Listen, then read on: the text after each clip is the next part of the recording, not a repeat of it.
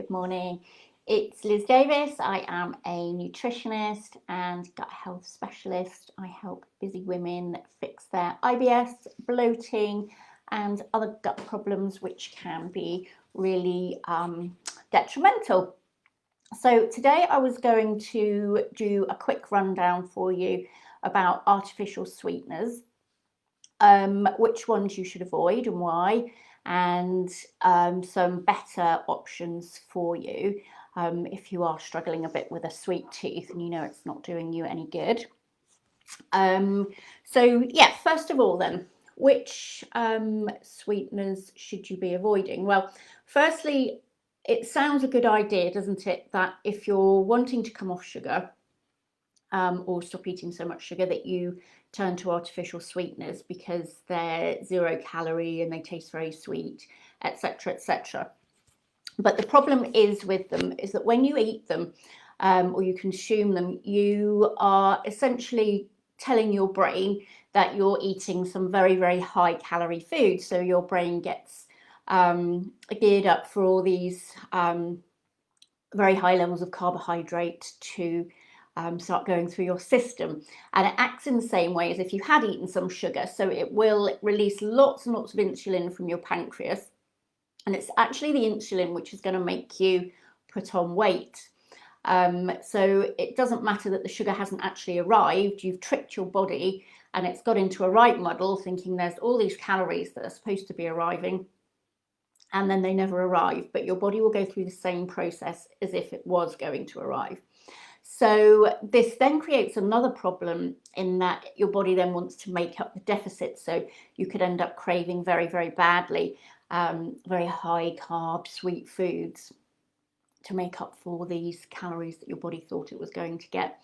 So that's two big reasons there why they don't have the desired effect. And lots of studies have shown that when you consume artificial sweeteners, that rates of obesity increase, metabolic syndrome increases, and all those other problematic issues. Okay, so, and then also type 2 diabetes as well, that it will actually increase your risk for those. So other studies as well have found that using artificial sweeteners, it will increase your risk of cardiovascular problems like heart attacks and strokes, probably for the same reason. And if you've got any kind of digestive issue, IBS or IBD, anything like that, then artificial sweeteners can actually be incredibly inflammatory for you as well. So if you've got anything like that, always best to avoid any of these artificial sweeteners.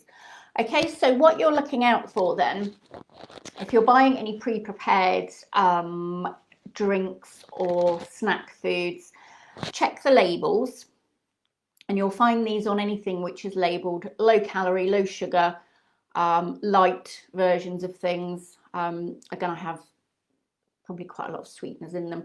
So you're looking for aspartame, NutraSweet, saccharin, Splenda, sucralose, etc. Those kind of labels. So they will be hidden in products like low-calorie yogurts, diet soft drinks like Diet Coke, Diet Pepsi, etc. 0-calorie waters, that kind of thing.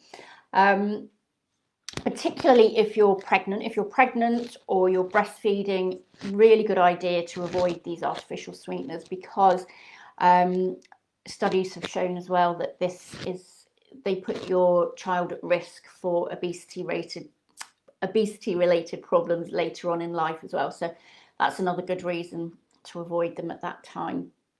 Okay, also lots of studies have been done on aspartame, and it's a major cause of issues like migraines, headaches, and other psychological problems, also dizziness as well. So if you're getting any of those symptoms, it might be a good idea to look at your artificial sweetener intake if you're taking any, because if you get rid of those, then that could be the trigger for all these other problems you're getting.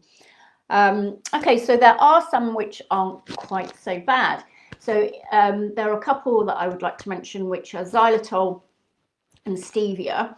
And these tend to have, stevia probably is the better one. I don't think there are any health problems associated with that one at all. The xylitol is actually quite good for your teeth and dental health, so that would be a bonus for that particular sweetener. The only snag with it is if you've got any digestive issues at all, that can really aggravate things. It will cause diarrhea, bloating, etc. if you have too much of it. So they're okay for a stepping stone, but ultimately you want to be aiming to, really kind of get on top of that sweet tooth and rein in these very sweet tasting foods altogether. Okay, so the best ones then, if you want to have something sweet, stick to natural sugars and have them, just very occasionally. So stick to things like maple syrup, honey, coconut sugar is pretty good. Just enjoy the taste of natural fruits.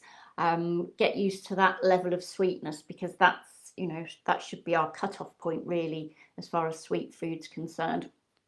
So these things like xylitol, stevia, they're okay as a stepping stone, but ultimately use them as that, to eventually get your taste buds used to much less sweet food, and definitely avoid the artificial sweeteners if you can. Okay, so that's all on sweeteners. If you would like to speak to me, then I shall pop a link to my diary in the comments. So do book yourself in for a free call, and so I can find out more about you and your situation, what you've got going on, and how I can help you. Okay, so I hope that helps you a little bit making your decisions, and I shall see you next time. Okay, bye.